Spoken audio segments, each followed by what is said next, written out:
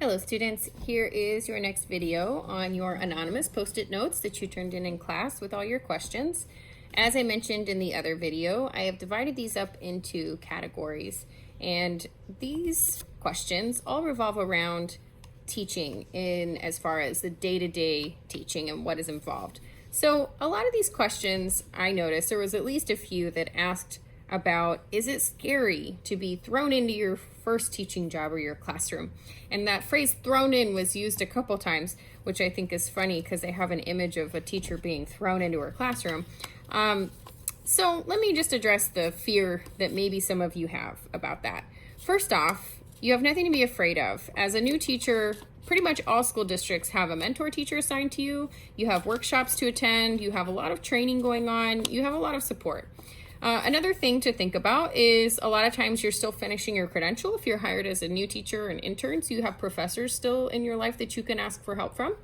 And additionally, I would always suggest that every new teacher find a mentor on their campus. Even if your district doesn't assign you one, just find a teacher that you feel comfortable asking questions of.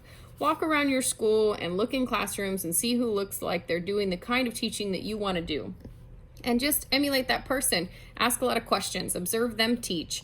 Have them observe you teach and give you feedback. I just talked to a brand new teacher today in her first year who actually had her mentor teacher give her some live coaching where she set up her phone in the back of the classroom and they did FaceTime, and she put a headset in and he was giving her live feedback and telling her things like, hey, don't forget to pay attention to the other side of the room.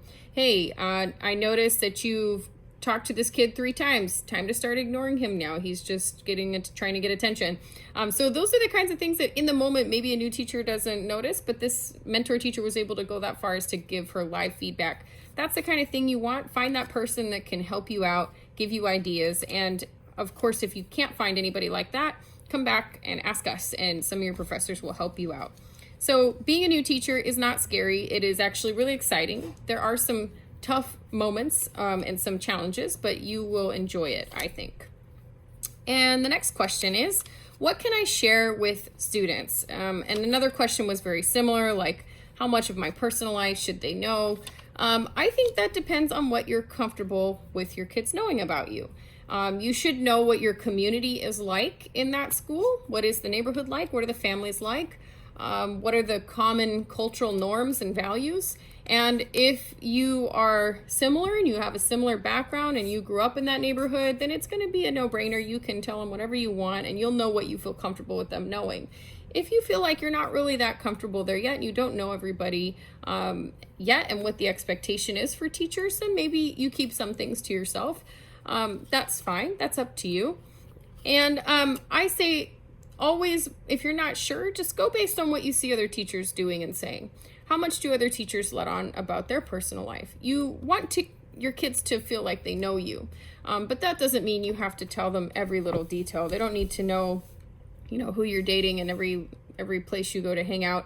They don't need to know that, but you can tell them big important things about you. And I think it's good to share your preferences, your opinions, your experiences as far as it relates to education, because that can be really inspiring to kids. And so those are the kind of things to think about. The next question was, have you ever been discouraged as a teacher? And there was a similar one related to how do you stay motivated as a teacher? And then another one asked, at what age, if there is one, do we stop teaching or should we stop teaching? Okay, so these are interesting questions. I think they're implying that you're afraid of burnout, which is a real thing. Some teachers do get burned out, and that's important to be aware of that and think about it. So I would say that first off, staying motivated is not too hard if you really are getting into teaching for the right reasons. Most people who get into teaching because they love helping kids will stay motivated.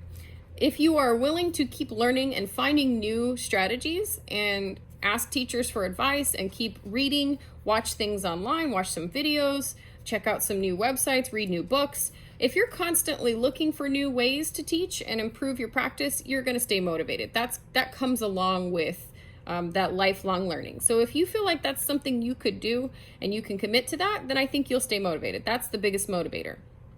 You're not always going to get an immediate positive feedback. Believe it or not, kids don't leave the room saying, "Thank you so much for teaching me fractions today. I really enjoyed that." They don't always do that. But there are little kind of nuggets of gold in there that keep you going, of course. I wouldn't rely completely on the feedback or experience of what you seem to be getting out of kids on a day-to-day basis is your motivation. Just keep that consistency and keep growing. That will be your motivation, and you'll see those things come naturally over time. So, as far as being discouraged, of course, all teachers get discouraged from time to time. In my experience, what discouraged me the most was mainly just when I felt like I couldn't do my job very well because of things like rules in the district or bureaucracy that wouldn't let me go as far as I wanted to, teach something in the way I thought was the right way to do it. And those are very discouraging moments. It happens to everybody. You have to just do your best to deal with it.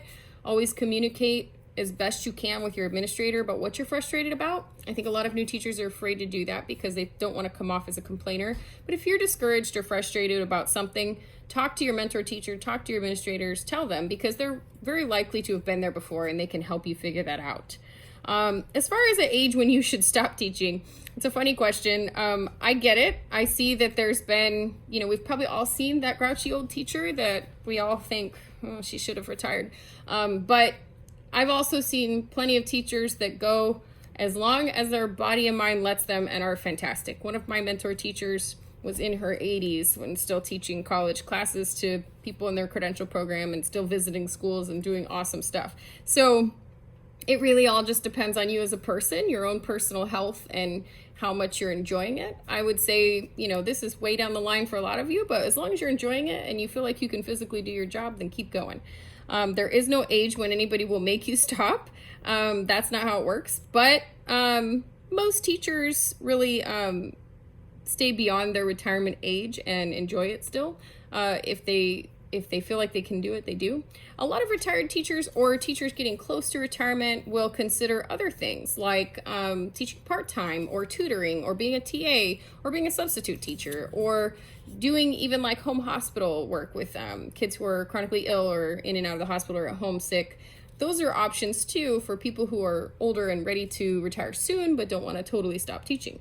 So I think there's a lot of ways to stay involved and stay motivated for a long, happy career. I hope you find that. A couple other questions related to how you deal with stress as a teacher and how you balance your personal and professional life. A lot of people ask questions about that. I know as a new teacher, that's a big fear that people have about how am I going to actually keep living my normal life if this first year or two is so overwhelming. First off, you have to set some parameters for yourself. You have to decide how much are you going to put in and still be at your best. Okay, so if that means that at 4 o'clock, I'm going to go home no matter how this bulletin board looks or no matter how many papers I've graded, and that's okay, because if you have that thing you need to get to or your family obligations or you just need more sleep, you should do that because that is going to keep you at your best the next day. Kids can deal with a bulletin board that's unfinished if their teacher is happy and energized and ready to teach. What they can't deal with is a beautiful bulletin board and a tired teacher that's grouchy. So keep a good awareness of yourself and your own wellness and just stay focused on that. And I think that will help you. As far as stress concerning kids, their academics, their families, problems you're having at the school site, there are always answers. And there are plenty of teachers at your site that have been there and done that 1,000 times over. So again, I know I kind of sound like a broken record, but they're teachers, your colleagues are teachers, and they love teaching. That doesn't mean only kids. They will love teaching you too. So you should seek out help from those colleagues that are willing to give you advice. Ask them to help you with things, to cut corners and make something faster. Ask questions about how do I manage all this time I'm putting into planning and grading and keeping my room nice and organized. That's something to think about because there are tricks that old teachers have figured out, and maybe as a new teacher you just don't know that stuff yet. So if you want more details on that, come and see me in person. We can talk about that, or come and see one of the other professors and we can get some more ideas going. But definitely ask questions, steal ideas from other teachers, and that will help you keep your life balanced because your day-to-day is going smoother, right? So you have less work to take home and less to do after school. As far as planning, there were a lot of questions about that. A few people asked, how specifically do you plan? Do you plan out the whole year? Do you plan month by month, week, day? And the answer is yes to all of those. Okay, so you want to have a broad picture of where you're going that school year and what things you're going to cover. And you want to have some ideas in the back of your head about cool things you would like to do with your students. But at the same time, you're not going to plan in detail until you get closer to that date because things change, right? So the first thing you're going to do as a new teacher is ask for a pacing guide. There's something like that. They may call it a map. They may call it something else, but there's something similar to a pacing guide at every school and every district. And that tells you which standards you're teaching at what time. It's usually divided by quarter or month. And so once you have that, you talk with your colleagues that are teaching the same thing as you, your same grade or subject area if you're secondary, and ask them, hey, do you have a more specific calendar planned out that I can look at? And you steal their ideas and you just go from there. Okay, then when you get closer, I used to plan on a monthly basis where I would look at all the standards I was going to cover that month. Then I would try to plan them out by week. And then a week or two ahead, I would plan specific lessons so that I know exactly what I'm doing. It doesn't hurt to overplan. I know that a lot of times when you do observations, you go in and a teacher says, oh, I don't really plan every detail. That's just something they make you do in your credential. I understand that, but that teacher's been doing it a while. I guarantee you they did when they were new. Okay, so you should do that too. When you're new, plan detailed lessons, look at what other people are doing, plan out your minute by minute every day ahead of time, but don't do your whole year up front. Just have a ballpark of where you're headed. Think of it as planning a vacation. If I know I'm going to go and visit some family members in Texas for a week, maybe 6 months ahead, I know what week I'm going to go, but I don't know everything I'm going to do. As I get closer, I start talking to them and thinking about, hey, what do you guys want to do when I get there? And maybe we plan out a few things. And then the day I actually arrive, we're going to start looking at what are we going to do tomorrow, right? So it's just similar to that. You don't need to do huge detailed lessons months in advance, but you should have some sort of a general idea of which standards you're going to cover in which month or week. Okay, so hopefully that helps you. All right, so don't get thrown into your classroom. Charge in there with energy. You're going to be excited and have fun. And I hope this helped answer your Post-its that all had to do with teaching. Thanks for tuning in, and watch some of the other videos on student behavior and dealing with parents and families.